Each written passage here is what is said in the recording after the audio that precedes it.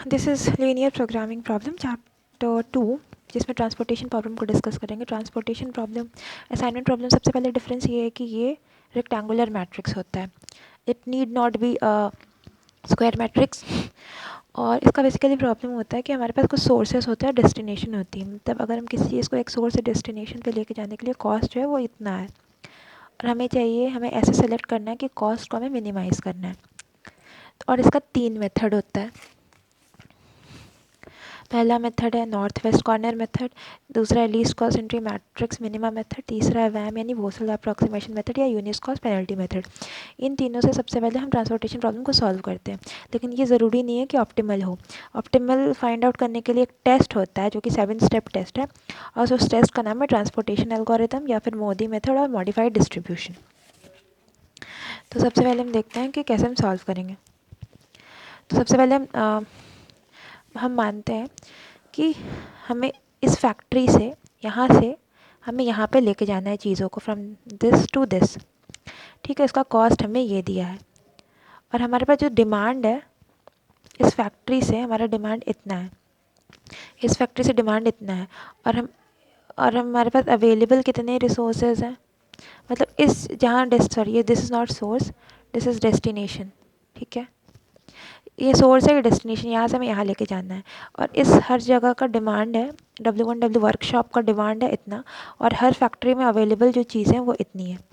Factory इतना ही दे सकता है और डिमांड इतना है, तो हमें कैसे करना है सबको प्रॉपर्ली बैलेंस हो जाए। इसमें एक और चीज़ हमें ध्यान देनी है कि इसका सम और इसका सम इक्वल होना चाहिए। मानो अगर वो इक्वल नहीं है तो हमें डमी रो या कॉलम अकॉर्डिंगली जो भी है वो ऐड करना पड़ता है। पर यहाँ पे हम देख रहे हैं इक्वल है, तो हम आगे बढ़ते हैं। सबसे पहले हम जो मेथड हमारा 1 है वह नॉर्थ वेस्ट कॉर्नर मेथड, उसको सॉल्व करेंगे। यहाँ पे हमने अलग से बनाया है सो दैट इजीली मैं इसको कर सकूँ। नॉर्थ वेस्ट कॉर्नर मेथड है कि हमें सबसे जो नॉर्थ वेस्ट होता है ना, north south east west, north west जो एलिमेंट होता है हमें उसको सेलेक्ट करना होता है, उसको एलोकेट करना पड़ता है। सबसे नॉर्थ वेस्ट है 2। ठीक है, 2 को हम कितना एलोकेट कर सकते हैं, 5 और 7 में मैक्सिमम हम 5 एलोकेट कर सकते हैं। अगर एक बार हमने 5 एलोकेट कर दिया तो ये हो गया 0, ये हो गया 2। अब हम इसमें एलोकेट नहीं कर सकते तो हम इसको काट देंगे। इसमें नॉर्थ वेस्ट अब हो गया 3, इसमें मैक्सिमम 2 एलोकेट कर सकते हैं, तो ये हो गया 0, ये हो गया 6। अब हम इसमें नहीं एलोकेट कर सकते, ये काट देंगे। अब इसमें नॉर्थ वेस्ट है 3, इसमें मैं सबसे ज़्यादा 6 एलोकेट कर सकते। एक बार हमने 6 एलोकेट कर दिया तो ये हो गया 0, ये हो गया 3। अब हम इसको एलोकेट नहीं कर सकते, हमने इसको काट दिया। अब इसमें नॉर्थ वेस्ट है 4, 7 और 3 में हम 3 एलोकेट कर सकते। एक बार हमने 3 एलोकेट कर दिया, ये हो गया 0, ये हो गया 4, और फिर हम इसको एलोकेट नहीं कर सकते। इसमें नॉर्थ वेस्ट ये है 4 और 18 में ऑब्वियसली हम 4 एलोकेट करेंगे। 4 हमने किया, ये हो गया 0, ये हो गया 14, फिर 14, फिर हमने यहाँ 14 एलोकेट कर दिया। इसका कॉस्ट देखते, कॉस्ट होगा 5 into 2 plus 3 into 2 plus 6 into 3 plus 3 into 4 plus 4 into 7 plus 14 into 2। ये किया, हमारा कॉस्ट आ गया 102। ये हो गया north west corner method. Same चीज़ को हम दूसरे मेथड से देखते हैं जिसका नाम है लीस्ट या फिर लोएस्ट कॉस्ट एंट्री मेथड और मैट्रिक्स मिनिमा मेथड। इसमें हम क्या करते हैं, इसमें जो सबसे मिनिमम है ना उसको हम सेलेक्ट करते हैं। जैसे मानो ये मैट्रिक्स है, इसमें सबसे मिनिमम कॉस्ट कौन सा है, ये तो 1 है। इस दोनों से हम किसी को भी सिलेक्ट कर लेंगे। मानो हमने इसको सेलेक्ट किया, इसको सेलेक्ट करके हम इसको क्या मिनिमम एलोकेट कर सकते हैं, 7 और 14, हम इसको 7 एलोकेट कर सकते हैं। ये 0 हो गया, ये 7 हो गया, अब ये कैंसिल हो गया, बचा ये। इसमें से भी हम 8 एलोकेट कर सकते हैं, ये 0 हो गया, ये 10 हो गया। अब ये कैंसिल हो गया। अब बचा कौन सा, सबसे कम 2, 2 को भी हम 7 एलोकेट कर सकते हैं, 0, 3, 0 हो गया, फिर हमने इसको काट दिया। अब बचा 4, इस दोनों में से किसी को भी सेलेक्ट कर लो। मानो हमने इसको सेलेक्ट किया, हमने 3 किया, 3 किया, ये हो गया 0, ये हो गया 2, इसको किया तो ये 7। अब ये किसी काम का नहीं है, इसको काट दो। ठीक है, अब बचा 4, 7 और 9 में हमने 7 एलोकेट कर दिया, ये 0 हो गया, ये बच गया 2। अब ये 0 हो गया तो ये भी रो कैंसिल, 7 बच गया, 2, हमने इसको 2 किया। अब हम इसका क्या सोल्यूशन है, 7 into 2 plus 4 into 3 plus 1 into 8 plus 2 into 7 plus 1 into 7, 1 2 3 4 5 6 सबको मल्टीप्लाई करेंगे, हमारा कॉस्ट आता है 83। कॉस्ट हमारा कम हो गया। अब हम आते हैं तीसरा मेथड। तीसरा जो मेथड है उसका नाम है वैम वोसल्स अप्रॉक्सीमेशन मेथड या फिर यूनिट कॉस्ट पेनल्टी मेथड। इसमें सबसे पहले हम क्या करते हैं, सबसे पहले हमने मैट्रिक्स बना लिया, अवेलेबिलिटी डिमांड सब लिखी। अब हम पेनल्टी फाइंड आउट करते हैं। पेनल्टी जो होता है इस रो में या फिर किसी भी कॉलम में जो दो मिनिमम एलिमेंट है उसका डिफरेंस। सबसे दो है मिनिमम कौन सा है, 2 और 4, तो 4 - 2 2, 3 - 1 2, 5 - 4 1, 2 - 1 1, 2 - 1 1, 7 माइनस सॉरी 4 - 3 1 एंड 2 - 1 1। तो ये हमारा पेनल्टी हो गया। अब सबसे जो मैक्सिमम पेनल्टी वाला है रो या कॉलम जो भी हम उसको सेलेक्ट करेंगे। हमने मानो इसको सेलेक्ट किया, इसको एक बार हमने सेलेक्ट कर लिया, ठीक है। इसको हम क्या एलोकेट कर सकते हैं, इसको हम एलोकेट कर सकते हैं 5, ठीक है। 5 एलोकेट करके इसको काट दिया 0, इसको काट दिया हो गया 2, और इस 0 हो गया तो हमने इसको क्रॉस कर दिया। अब जो बचा हुआ है इसको हम फिर से लिखेंगे और इसकी हम पेनल्टी फिर से फाइंड करेंगे। इसका 2 1 1 2 1 1। अब इस दोनों में से किसी को भी सेलेक्ट कर लें। इसको सेलेक्ट किया जो मिनिमम, हाँ इसमें जब हम सेलेक्ट करेंगे तो मिनिमम कलर करके, क्योंकि हमें कॉस्ट मिनिमम चाहिए। तो इसमें 1 8 और 18 में से हमने 8 को सेलेक्ट किया, 0 हो गया, 10 हो गया, 0 हो गया तो हमने ये रो काट दिया। अब इसको हम फिर से यहाँ पे लिखेंगे, फिर से हमने इसकी पेनल्टी निकाली, ठीक है। जब हमने इसकी फिर से पेनल्टी निकाली, सबसे मैक्सिमम पेनल्टी है इसकी 5। हमने इसमें से 2 को सेलेक्ट किया, 14 और 10 में से हमने इसको 10 अलाउट किया, ये 0 हो गया, ये 4 हो गया, 0 है तो हमने ये काट दिया। अब ये मैट्रिक्स बचा, इसमें से फिर हमने पेनल्टी निकाली, सबसे ज़्यादा 5 है तो हम ये रो सेलेक्ट करेंगे, इसमें हम 1 सेलेक्ट करेंगे, 2 और 4 में से ऑब्वियसली हम 2 सेलेक्ट करेंगे, यहाँ से कट गया, ये कैंसिल हो गया, ये 2 हो गया, एंड लास्ट में हमें ये बचे, फिर हम 7 और 2 एलोकेट कर देंगे। अब क्या करना है, 2 × 5, 1 × 8, 2 × 10, 1 × 2, 4 × 7 एंड 6 × 2 को हमने किया तो वो आ गया आंसर हमारा 80। अब ये 3 मेथड है हमारे निकालने के लिए, जो भी ट्रांसपोर्टेशन मेथड का मिनिमम कॉस्ट। तो अगर मेंशन नहीं कौन से मेथड से निकालना है तो ये जो वैम मेथड है इसी से सॉल्व करना चाहिए, because it is comparatively easier. अब हमें ये देखना है कि ऑप्टिमल टेस्ट, हमें कुछ स्टेप्स है जो हम करेंगे जिससे हमें पता चलेगा कि जो हमारा आंसर वो ऑप्टिमल है या नहीं। लेकिन उससे पहले हम कुछ डेफिनेशंस देखते हैं। सबसे पहले होता है कि अ फिजिबल सोल्यूशन। फिजिबल सोल्यूशन का मतलब होता है कि जो भी सोल्यूशन आया है जिसमें नॉन नेगेटिव एलोकेशंस है, नॉन नेगेटिव एलोकेशंस मतलब ग्रेटर देन 0 एलोकेशंस, मतलब जैसे जैसे एलोकेशंस है 5 2 6 3 4, बाकी में तो 0 0 है। तो ये जितने भी एलोकेशंस है ना वो सेटिस्फाई करते हो डिमांड और अवेबिलिटी को, वो कुछ रिस्ट्रिक्शंस को सेटिस्फाई करते हो, और वो रिस्ट्रिक्शन यहाँ पे डिमांड अवेबिलिटी, मतलब जितने भी नॉन ज़ीरो एलोकेशंस है वो इसको सेटिस्फाई करते हैं। मतलब जैसे 8 है तो 6 + 2 8 हो गया, 7 है तो 4 + 3 7 हो गया, सिमिलरली 18 है तो 14 + 4 18 हो गया, सेटिस्फाई करते हैं, तो वो हो गया feasible solution. Basic feasible solution का मतलब होता है कि मानो m × n मैट्रिक्स है तो जितने एलोकेशंस होंगे वो m + n - 1 होंगे। मतलब जैसे ये 4 × 3 मैट्रिक्स है तो 4 + 3 - 1 यानी 7 - 1 6 एलोकेशंस, 1 2 3 4 5 6, वी हैव 6 एलोकेशंस। तो इसका मतलब वो जो सोल्यूशन है वो बेसिक फिजिबल सोल्यूशन है। ऑप्टिमल सोल्यूशन का मतलब है जो मिनिमम ट्रांसपोर्टेशन कॉस्ट करता है वो ऑप्टिमम सोल्यूशन है। अगर वो ऑप्टिमम है तो डीजेनरेट भी होगा। अब डीजेनरेट और नॉन डीजेनरेट क्या होता है वो देखते हैं। नॉन डीजेनरेट का क्या मतलब होता है, not degenerate basic feasible solution की सबसे पहले उसको बेसिक फिजिबल सोल्यूशन होना पड़ेगा, m + 1 - 1 एलोकेशन होना पड़ेगा।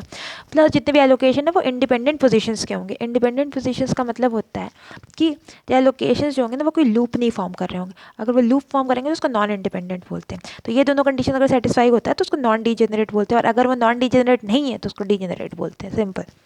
अब हम देखते हैं ऑप्टिमल टेस्ट। ऑप्टिमल टेस्ट में बेसिकली क्या होता है, ट्रांसपोर्टेशन एल्गोरिथम में मोदी मेथड भी बोलते हैं। इसमें बहुत लंबा चौड़ा है, एक एग्जांपल्स के थ्रू हम इसको समझेंगे ताकि हम इजीली उसको समझ पाएँ। सबसे पहले तो मानो हमारे पास एक ये मैट्रिक्स है, इसको सॉल्व करना हम सीख चुके हैं, तो हमने सीधे मैं इसका सॉल्यूशंस पे आऊँगी। इसका सॉल्व करके हमें कुछ ऐसा एलोकेशंस मिलता है, ठीक है। अब हम क्या करते हैं इसमें, सबसे पहले हमने क्या किया, जो भी हमारा जैसे ये जो कॉस्ट है, ये कॉस्ट जो भी है ना, एक मिनट में शीट लेती हूँ, दैट वुड बी बेटर।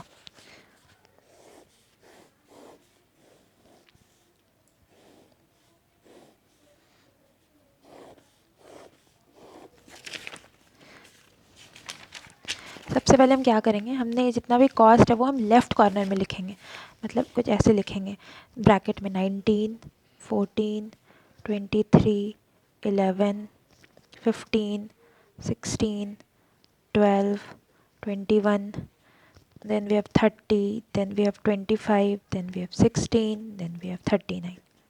अच्छा हाँ, वो जो ज़ीरो वाला सबसे पहले हम देखेंगे कि 1 0 इन अ रो, फिर देखेंगे 1 0 इन अ कॉलम।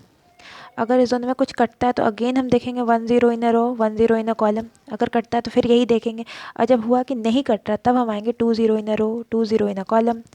अगर कटता है तो फिर 1 0 पे जाएंगे, नहीं कटता या नहीं कटता फिर से हम 1 0 1, फिर again 2 0 in a row, 2 0 in a column, ऐसे देखेंगे। तो कटेगा तो हमें फिर से 1 0 1 रो और 1 0 कॉलम पे जाना है। ओके, अब इसका सोल्यूशन जो है, इसका सोल्यूशन है ये। अब इसको हम बीच में लिखेंगे। We have 11, 4, 6, 3, 7, 12। अब यहाँ पे एक चीज़ बोली गई है, वो एक CRS जो होगा ना वो UR प्लस VS होगा। ठीक है, U क्या है, this is U1, U2, U3, this is V1, V2, V3 and V4। ठीक है, अब हमें सबका ये कैलकुलेट करना है, लेकिन इसमें सबसे पहले जिसमें सबसे ज़्यादा एलोकेशन है ना जिस रो में, उसको हम ज़ीरो कर देंगे। मतलब हम U2 ने हमने ज़ीरो कर दिया। अब मानो हम U21 ले रहे हैं, U21 होगा U2 प्लस V1। ठीक है, अब U21 से हो गया हमारा, U21 जो है 15 है, ये U2 हमारा ज़ीरो है तो V1 हमारा 15 हो गया। ठीक है, तो V1 हो गया 15। सिमिलरली अगर हम U22 लेते हैं तो U2 प्लस V2, तो V2 हमारा हो जाएगा 16, V2 हो गया 16। सिमिलरली हमारा V4 हो गया 4। ठीक है, देन हमारा V3 जैसे U33 लेते हैं, U3 हो जाएगा U3 प्लस V3। नहीं, फिर कैसे होगा, हमने जो हमारे एलोकेशंस वाली चीज़ है वो लेनी है। U33 हो गया 16, U3 plus V3 have to सी, चलो ये देख तो पहले। U32 हो जाएगा U3 प्लस V2, हाँ तो U32 is 25 and U3 plus V2 we know 16। तो हमें पता है कि U3 जो हो जाएगा वो हो जाएगा 9, तो हमारे पास U3 हो गया 9। फिर हमारे पास U3 9 है तो V3 जो हो जाएगा वो हो जाएगा 7, V3 हो जाएगा 7। इस तरह से जब हम सॉल्व करेंगे ना तो हम U1, U2, U4 भी निकालेंगे। ठीक है, तो U1, U2, U4 अगर हम निकालें तो U1 हो गया -10, U2 हो गया 0, U2 तो 0 है ही, एंड U4 जो हमारा है वो हो गया 21।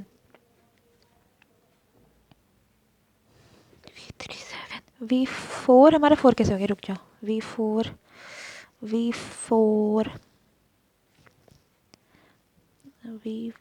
V4 4 नहीं होगा, V4 15 से V4 21 होगा, V4 21 ये क्या है, V4 U3 तक है ना, V4 है, V4 अगर हम यहाँ देखते हैं ना,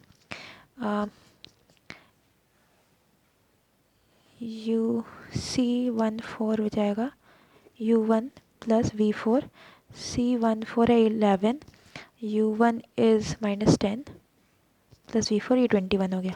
अब हमें क्या करना है, अब नॉन एलोकेटेड में हमें ऐड करना है। जैसे ये U1 प्लस V1 कितना होगा, U1 प्लस V1 हो गया 5, ये हमें यहाँ लिखना है। ठीक है, फिर हम क्या करेंगे, U1 प्लस V2 15, ये हमें यहाँ लिखना है। तो ये सारी चीज़ें जो हम लिखूँगी तो ये हमारे यहाँ पे ऐसे ऐसे हमने सारा लिख दिया, जिसमें नॉन एलोकेटेड में ही लिखना है, जिसमें नंबर्स एलोकेटेड नहीं है। और यहाँ वाला जो नंबर है इस दोनों का माइनस करके, इस दोनों का माइनस करना है। 23 माइनस -3 26, 12 माइनस 7 5, 30 माइनस 24 6। अब इसमें चीज़ क्या है, ये जो है ये it should be non negative. अगर नॉन निगेटिव है इसका मतलब ये हमारा ऑप्टिमल सोल्यूशन है। अब सेम चीज़ हमने एक दूसरे क्वेश्चन में की, हमने सबसे पहले इसका सोल्यूशन निकाला, ठीक है, एलोकेट किया, फिर हमने U1 V1 सॉल्व कर लिया, इसको 0 मान के, U4 को 0 मान के। ठीक है, फिर हमने यहाँ पे वैल्यूज़ लिखे, फिर जब माइनस किया तो यहाँ पे -2 आ गया। इसका मतलब ये ऑप्टिमल सोल्यूशन ही है और हमें ऑप्टिमल सोल्यूशन अभी चाहिए। तो ऑप्टिमल सोल्यूशन हम क्या करेंगे, सबसे पहले तो हम इसको इसको यहाँ पे बैलेंस करना होगा, इसमें 2 भेजना पड़ेगा। तो ये हम कैसे भेजेंगे, सबसे पहले हम यहाँ से 2 को यहाँ भेज देंगे। जब हमने यहाँ पे +2 कर दिया, अब यहाँ पे 2 कर दिया, तो यहाँ पे टोटल तो 8 ही होना चाहिए, तो इसको हमने 6 करना पड़ेगा। इसको 6 कर दिया तो यहाँ पे 18 ही होना चाहिए, तो यहाँ पे 12 करना पड़ेगा। और इस तरह से कैंसिल हो गया। तो साइक्लिक मैनर में ऐसे हमें भेज के हमने उसको बैलेंस कर दिया, तो हमारा जो नया मैट्रिक्स हो गया वो कुछ ऐसा हो गया। अब हमें अगेन इस मैट्रिक्स के लिए वो सारी चीज़ें फिर से सॉल्व करनी होंगी। मतलब जैसे हमने एलोकेशंस ऐसे ऐसे लिख दिया, ठीक है, एलोकेशंस ऐसे ऐसे लिख दिया, ठीक है। अब हमने किसी को भी U2 को 0 मान लिया, मानो U2 को 0 मान के फिर हमने U1 V1 V2 V3 सबका वैल्यू निकाल के हमने यहाँ पे वैल्यूज़ पुट किए, फिर उस दोनों को माइनस करके यहाँ पे वैल्यूज़ पुट किए। जब वैल्यूज़ पुट किए तो हम देख रहे हैं यहाँ पे सारा पॉजिटिव आ रहा है। जब यहाँ पे सारा पॉजिटिव आ रहा है, इसका मतलब है कि ये ऑप्टिमल सोल्यूशन है।